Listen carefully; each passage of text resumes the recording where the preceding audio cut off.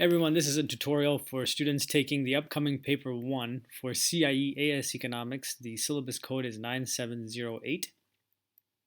And this is going to be a quick introduction into what you should know as you prepare for the exam. And also, this will be one part of a series of videos helping you develop your strategy. This will be a general overview, and the remainder of the videos will be focused on units specifically. You'll see what I mean in a moment. Essentially, the objectives for me now are for you to review key concepts and strategies for the paper 1 multiple choice exam and to introduce you to the videos that will be upcoming in the total 6 different video guides. So the format for paper 1 is about an hour. You're going to have 30 multiple choice questions. You should dedicate about 2 minutes on average per question, and it counts for 40% of your AS. So if you're stopping here, paper 1, and by stopping here I mean after AS, you're not continuing on to A2, then this will be 40% of your overall AS grade. And then 20% of your overall A level if you're continuing on. And for AS Economics, it's scheduled in China for June 7th, so you want to check your administrative zone for timings because there's different zones based on where you are in the world, and you'd want to check that instead of just assuming the China date is also going to hold true for you. And the covered areas, if you know your syllabus at all, if you got into syllabus earlier in the year, you know it's pretty basic. It's these 5 areas, starting off with the basic economic concepts, then moving to 2 sections on microeconomics, and then 2 sections on macroeconomics. And what I'm going to focus on in the following videos are each of these areas by taking a look at past paper questions.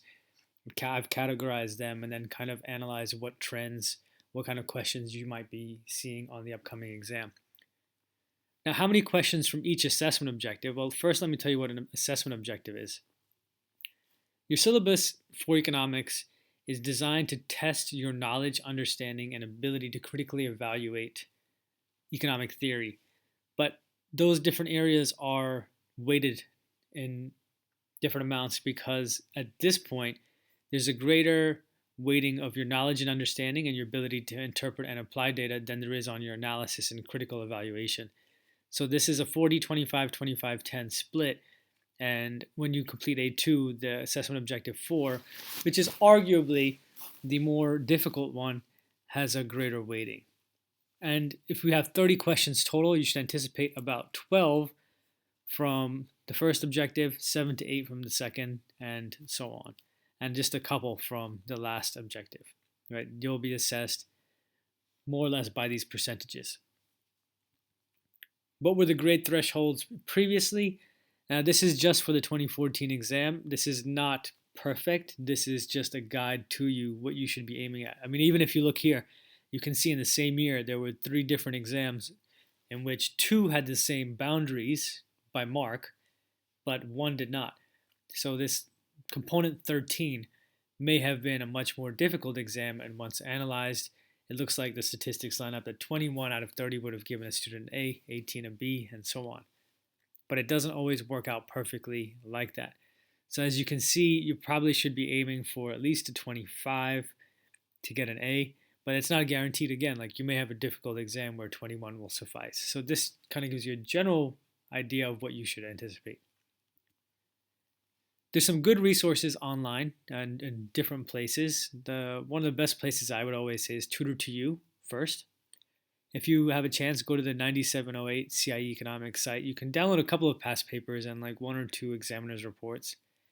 But I think where my students always end up going is to the past paper database of extreme papers.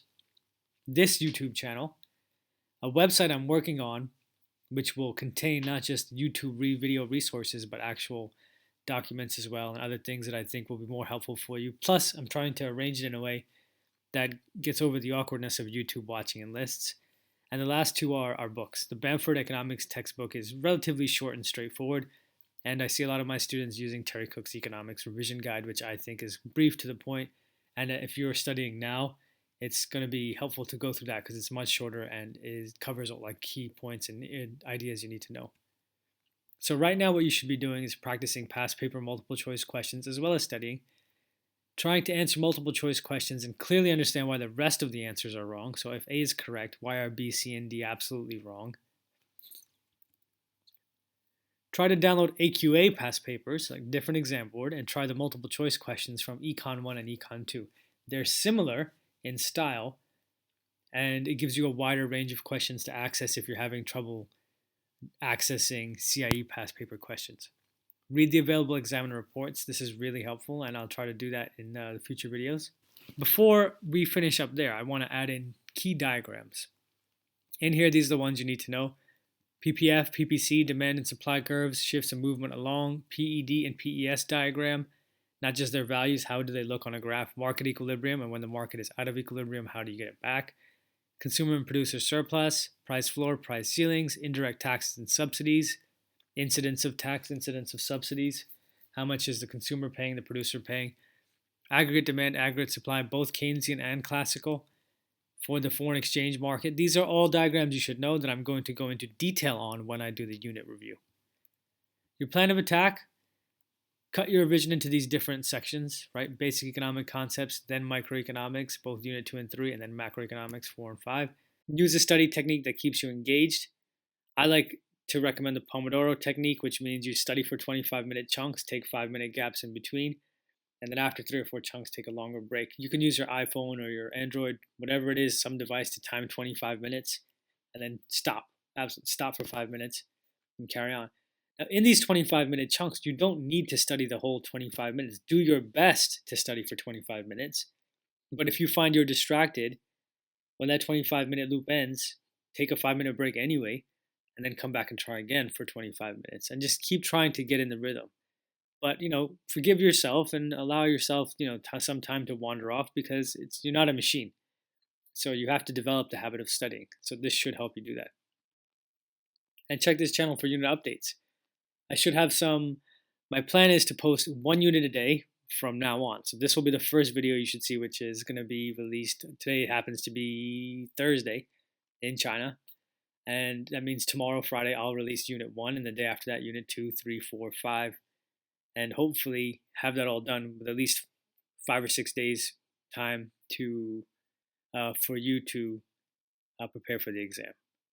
So also leave me questions below. Let me know what you think, and I'll see you soon.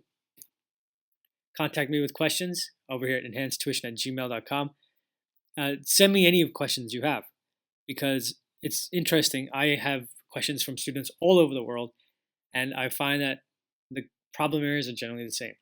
So the more you send me these questions, the more I can identify the problem areas, the better videos I can make. So leave comments, email me, please. And follow me on Twitter at Enhanced Tuition and subscribe to my channel. All right. See you now.